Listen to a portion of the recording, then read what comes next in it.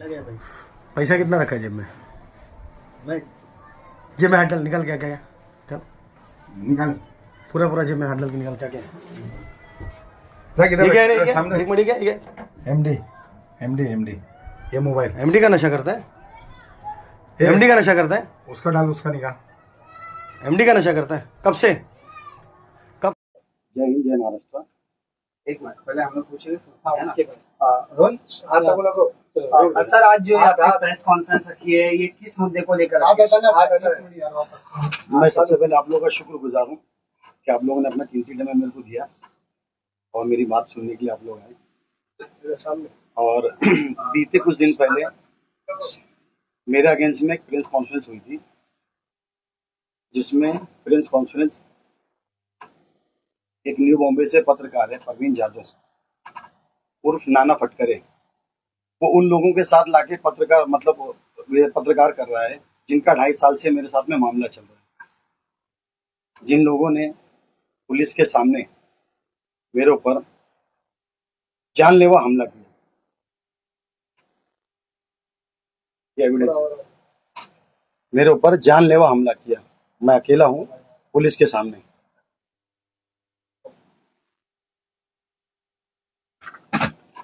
और जिस मेरी लड़ाई उनके साथ 2.5 साल से चल रही है, मैंने उसके ऊपर से कुछ पॉइंट्स भी नोट किए हुए हैं और वीडियो मैंने आपको दिखाया है। और हमला करने के बाद खुद ही एक लड़के को स्टेपिंग करके मेरे ऊपर 326 और पोस्को केस बनाते हैं, जो पुलिस इन्वेस्टिगेशन में एनसी फाइनल जाता है, क्योंकि कोई और नहीं, जिस लड़के को उन लोगों ने मारा था, जिस लड़के को उन लोगों ने वार लेके भेजा था, उसका पुलिस में और कोर्ट में 164 हुआ। उसने खुद से बोला है कि मेरे को याकूब और उसके भाई आसिफ ने वार मारा था मस्जिद के पीछे ले आके, और सईद और अशरफ का नाम लेने बोला था। वो क्रॉस केस बना था, उसमें मेरा एनसी फाइनल गया, उन लोगों का चार्जशीट गया। और उसके बाद वो लोग मेरे पीछे कंटिन्यू लगे हुए हैं किसी न किसी मामला से। और जो औरत स्टेटमेंट दे रही थी कुछ दिन पहले कि मैं बहुत मजबूर हूँ, ये उसका एक्शन मोड है, ये उसका एक्शन मोड है, ये उसका एक्शन मोड है। ऐसे बहुत सारे पूरा चीट है, उसका एक्शन मोड है। लाठी बाम्बू जो भी चला रही है, जो स्टेटमेंट दी उसका नाम शाहिदा यासीन है।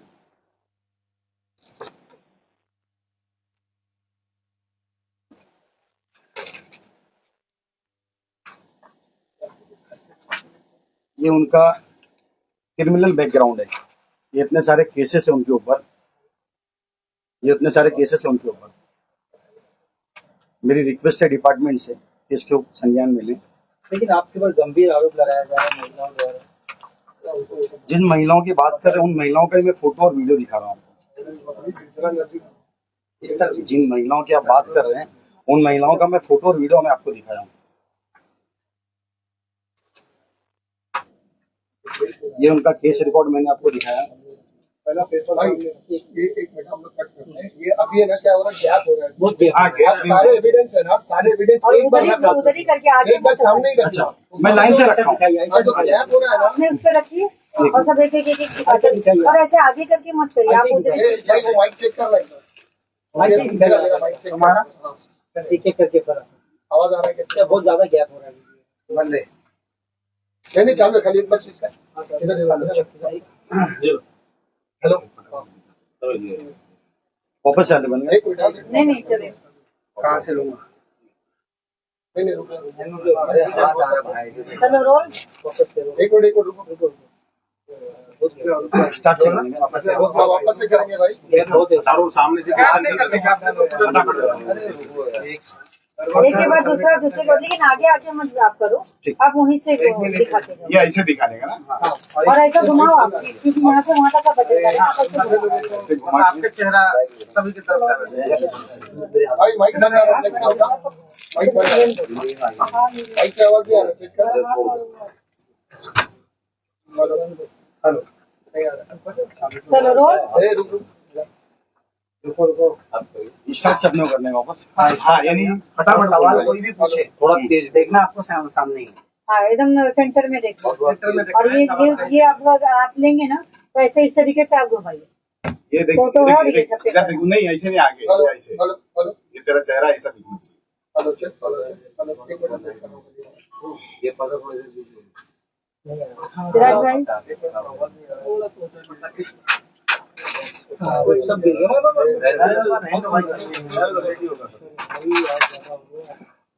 चलो बहुत ज्यादा हो गया। ये पर्दा लगाओ ना। पर्दा इधर कर दो। पूरा आगे साइड आने का एक मिनट मैं कर रहा हूँ। अरे उसका ये एक मिनट इधर है ना, फैन है ना, थोड़ा सा भाई फिनिश कर दो ना। हाँ वो ये फिर तो सर नहीं वो नहीं, हाँ बस ये दूसरा वाला हाँ, वो पीछे रस्सी दो है ना, दो भाग में एक ही। हाँ नहीं वो उसका टुकड़ा, हाँ नहीं बटुका। अरे वो साइड का वो साइड का रस्सी खींचो ना, हाँ खींचो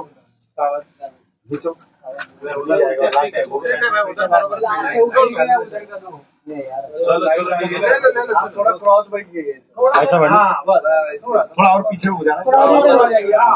सामने एकदम सामने बैठिए। और सामने सबको देखना। सामने बैठिए। सामने सही है। सामने प्रेस रखना बस। ये लगा तो आप सही। अरे सही है ना? अरे सिराज भाई रहेंगे यार, तुम दूसरे से ले लेना। चलो आगे मत आगा ये। अरे भाई बस ना, तेरे दिख रहा है। बस दिख रहा है। भाई दिखेगा टेंशन करेंगे। साउंड लाउडली बोलो। रोल पीछे का बहुत लाइट आ रहा है लेकिन। वन पीछे का बहुत लाइट आ रहा है। सुनो लगे ये पीछे का बहुत लाइट आ रहा है। नहीं थोड़ा सा लगा। वो लाइट आ रहा है ना। रिफ्लेक्स आ रहा है। कोई बात बोले आप वीडियो अभी आ रहा है। ऐसा नहीं हो सकता बिल्कुल। ये इधर नहीं हो रहा है। हेलो ये अपने इंट्रो देते हुए इनको बताने बोले। आपका पहला क्वेश्चन ये कि क्या जो मसला हुआ है, जो वीडियो वायरल हुआ उसके सबसे पहले ठीक है, जो भी सामने से वैसे आगे आ जाओ। हाँ तो पूछिए कौन सा वीडियो वायरल सामने से करने दो, फिर आगे क्वेश्चन यहाँ से सामने से करो कोई भी। आज पत्रकार परिषद रखने का मकसद क्या है? नहीं चल आनंद सर ले लो। सावधान। सर क्या कहेंगे, क्या मसला है जिसे लेकर आज आपने मीडिया यहाँ पर बुलाया है? सबसे पहले तो मैं आप सब लोगों का धन्यवाद करता हूँ कि आप लोग ने अपना कीमती वक्त निकाल के मेरी बात सुनने के लिए यहाँ पे आए। बीते कुछ दिन पहले मुझे मालूम पड़ा कि परवीन जाधव उर्फ नाना फटकरे ने एक प्रेस कॉन्फ्रेंस ली। वो उन लोगों को साथ में लेके प्रेस कॉन्फ्रेंस लेता है जिनके साथ में मेरे 2.5 साल से मामला चल रहे हैं, जिन लोगों ने पुलिस के सामने उनकी औरतें उनके आदमियों ने मेरे पर जानलेवा हमला किया। कौन से लोग नाम क्या है? शाहिदा, यासीन, नजीर, तुलवे, याकूब, आसिफ, ये सब लोग वीडियो में दिख रहे हैं। जिन लोगों ने जिस औरत प्रेस कॉन्फ्रेंस में स्टेटमेंट दे रही है, वो और उसके हस्बैंड, उसके देवर, उसके जेठ सब लोग हैं, पुलिस के सामने मेरे पर जानलेवा हमला करते हैं। ये सारे फोटोग्राफ्स में उनके एक्शन मोड दिख रहे हैं, बहुत सारी पूरी कॉपी है मेरे पास में। ये 2.5 साल पहले ही घटना है। उसके बाद में वो लोग ने एक लड़के को वो आप स्टेपिंग करके मेरे ऊपर 326 और पॉस्को का केस बनवाते हैं, जो पुलिस इन्वेस्टिगेशन में उनके इन्वेस्टिगेशन में एनसी फाइनल होता है। क्योंकि मालूम है ये क्यों होता है, क्योंकि उसी लड़के ने चौकी में और कोर्ट में जाके स्टेटमेंट दिया है, जिसकी कॉपी है, कि मेरे को याकूब और आसिफ ने वार मारा था और सईद और अशरफ का नाम लेने बोला था, जिसका कोड में 164 होता है। और उस क्लॉज केस में मेरा एनसी फाइनल जाता है, उनकी चार्जशीट जाती है।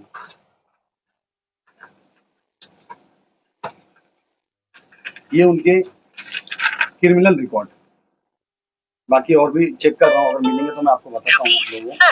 received on PhonePe.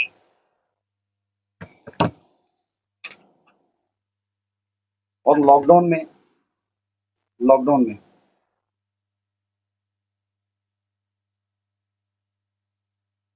जो फिरोज उसमें स्टेटमेंट दे रहा है, जो शाहिदा स्टेटमेंट दे रही है,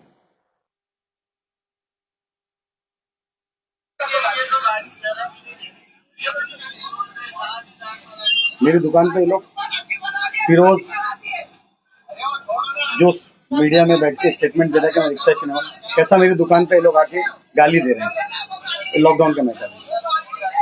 यदि वो मेरे पीछे कई साल से लगे हुए हैं, इनके वहां से उनके वहाँ पे 40 से 45 घर है, उनके रिश्तेदार, उनके खानदान, जवाई दामाद से उनके 40 से 45 उनके घर है। मैं अकेला हूँ वहाँ पे, मेरी दुकान है अकेली वहाँ पे। और इनके बहुत सारे इलीगल धंधे हैं जिसका एविडेंस है मेरे पास। जैसे इनका गुटखे का धंधा है, इनका सूरत चलता है वीडियो है, कैरम चलता है वो भी वीडियो है। और मेरी अडानी से रिक्वेस्ट है कि रमन मामा में जो भी चोरी की लाइट चलती है उसको सही से आके इन्वेस्टिगेशन करें। और इनका जो रिक्शा स्टैंड पे चलता है, एक ही नंबर की दो, अब मेरा स्टेटमेंट होने के बाद हो सकता है गाड़ी हट जावे, जो गाड़ी वेस्टर्न में चलती है अंधेरी वगैरह में, सेम नंबर की गाड़ी इसी वैगन वाली रिक्शा स्टैंड पे चलती है, स्क्रैप वाली गाड़ी। अभी मेरा वीडियो आने के बाद में हो सकता है फटाफट हट जाए। वहां पे बहुत सारे हथियार मिलेंगे आपको रिक्शा स्टैंड पे रखे हुए। और इनका मतलब बहुत सारा अनलीगल धंधा है। तो ऐसी कौन सी वजह है जो आपके साथ में इस तरीके से दुश्मनी हुई है? ये लोग मेरे पीछे कई साल से लगे हुए हैं और ये बार बार जो बोलती है, ये लोग बोलते हैं कि मैंने मर्डर किया था। वो मर्डर इन लोग ने खुद किए थे, वो मर्डर ये लोग खुद करके मुझे फंसाया गया था। पूरा घर विटनेस बन गया था उसके अंदर, उस मर्डर में पूरा घर विटनेस बन गया था। और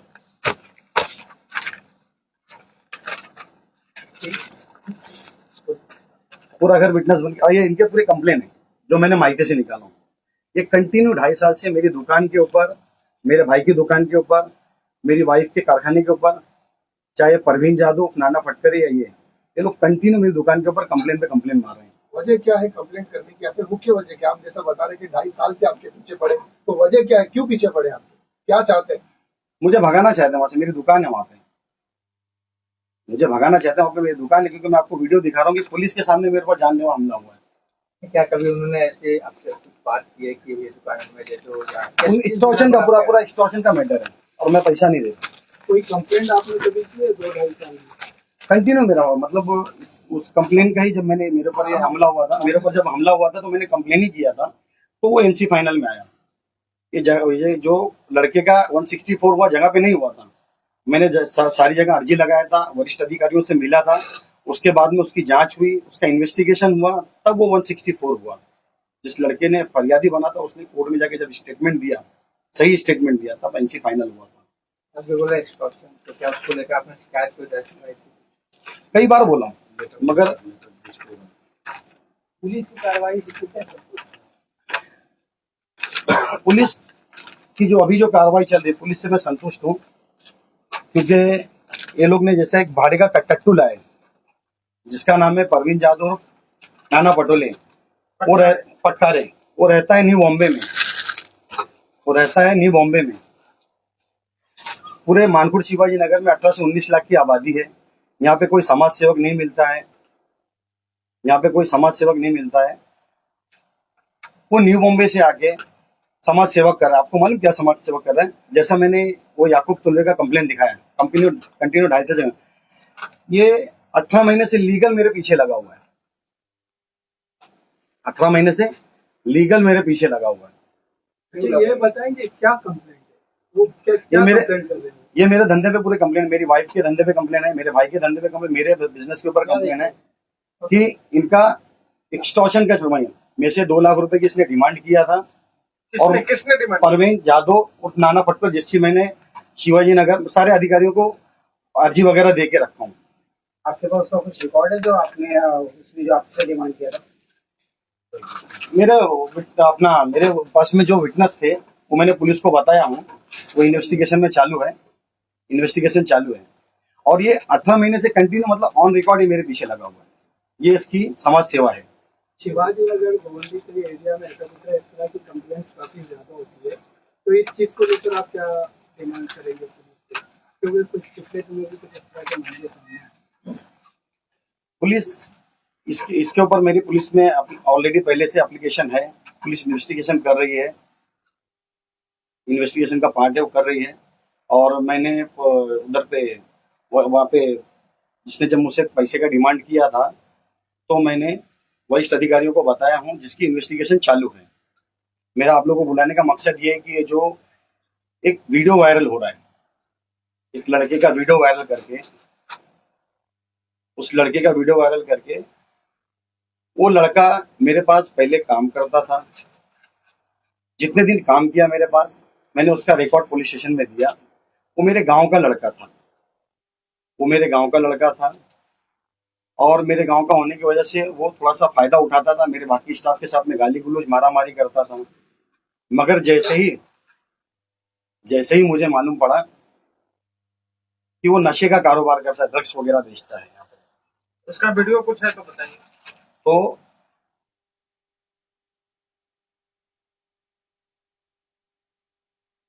क्या बोला था सुना तो जैसे नहीं उसमें देखिए ये उसकी जेब से देखिए एमडी निकलते हुए। तो मैंने इस लड़के को काम पे से निकाल के सीनियर पीआई देशमुख साहब के सामने खड़ा कर दिया।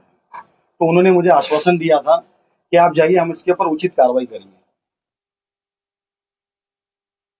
उसके बाद में ये हमारे परवीन यादव साहब उफ नाना फटकारे, ये अभी 4-5 महीने से एक वीडियो वायरल करके, जिसमें उस वीडियो में ना मैं हूं ना मेरा भाई है, हम दोनों भी कहीं पे भी नहीं है।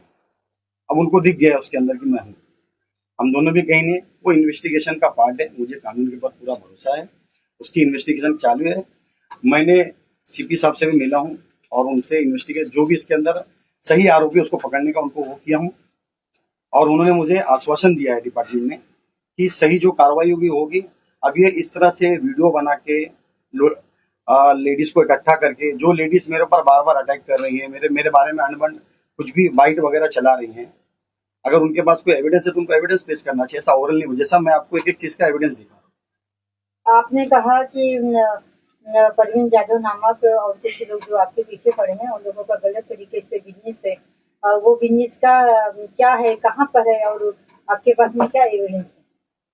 रमन मामा नगर मैंने बोला ना, अडानी ग्रुप से बोलिए आप पूरी मेरी मांग है, मेरा मैसेज है कि अडानी को बोलिए कि पूरे रमन मामा में जो चोरी की लाइट चलती है उसकी पूरी जांच हो, रिक्शा स्टैंड पर जो रिक्शा चलती है उसकी जांच हो, कैरम क्लब चलता है, जुए का क्लब चलता है, गुटखे का बहुत बड़ा हब है, और उसी रिक्शा स्टैंड में बहुत सारे अस्पताल लोग हैं।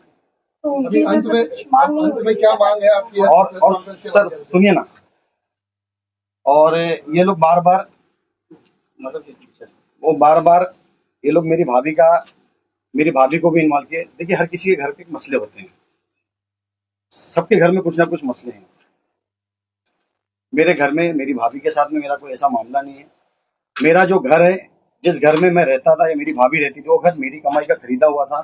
मैंने मोहब्बत में अपने भाई के नाम पे पेपर बनवा दिया था। उस टाइम भाई ऑफ हो गया तो उनकी नीयत पूरी बदल गई, वो पूरा, और उन्होंने फिर वो लोग स्टेटमेंट एक दिखा रहे कि वो अपनी भाभी को मारा 27 तारीख को आईसीयू में। तो ये 27 तारीख का साइन हॉस्पिटल का पेपर है आईसीयू का, जिसमें उन्होंने खुद स्टेटमेंट दिया है कि मैंने पॉइजन पी थी।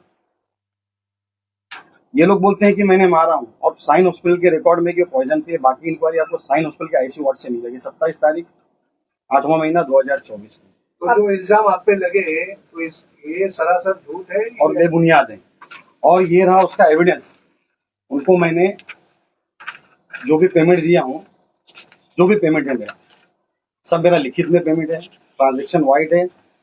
उन्होंने जो भी मुझसे डिमांड की थी 28 लाख कुछ रुपए, 28,67,000 था, ये पूरा मैंने उनको वाइट में दे दिया हूँ। तो हर किसी घर के मामला रहते हैं, उनको ये सब मामले में, मेरे घर के मामले में इन्वॉल्व होने की कोई जरूरत नहीं थी। आपके पर्सनली और हाँ, ये और पर्सनली में भी मैडम मेरे पास एविडेंस है कि मैं मेरी भाभी को क्यों मारूंगा। ठीक है, मेरी भाभी, हर किसी के घर के मामला रहते हैं, तो मैं अब मैं मेरी भाभी को सर्टिफिकेट देने नहीं जाऊंगा। ये साइन हॉस्पिटल का पेपर है, उनका खुद का स्टेटमेंट है, और मैंने उनको पेमेंट दे दिया, ये उसका रिकॉर्ड है उनके पास। इसमें ये भी कहा जा रहा है कि हाजी अरफत आपको मदद कर रहे हैं, सहयोग नहीं, ऐसी कोई बात नहीं। वो हमारे नेता हैं, हम उनकी आदर करते हैं। अगर इनको ऐसा लगता है तो ये भी हाजी साहब के पास जा सकते हैं। वो तो लोग लेते हैं, वो तो उनके लिए, उनके दरवाजे सबके लिए खुले हैं।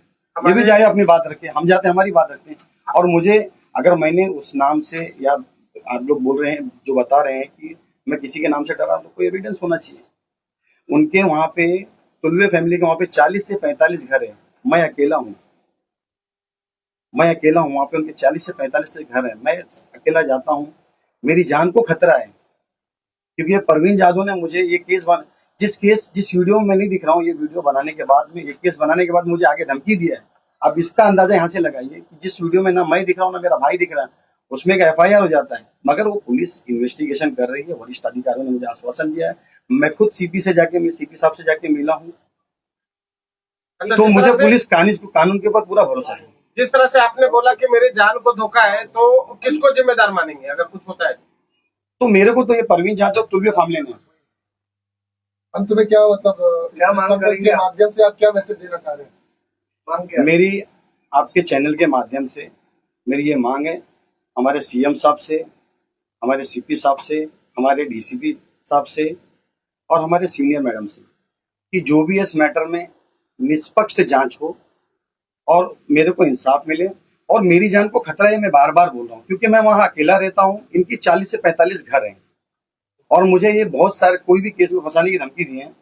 और जिस मर्डर केस की बात करते हैं, ये मर्डर केस में मुझे कोर्ट ने, ये मेरा ऑर्डर नहीं, मुझे कोर्ट ने क्लीन चिट दिया है।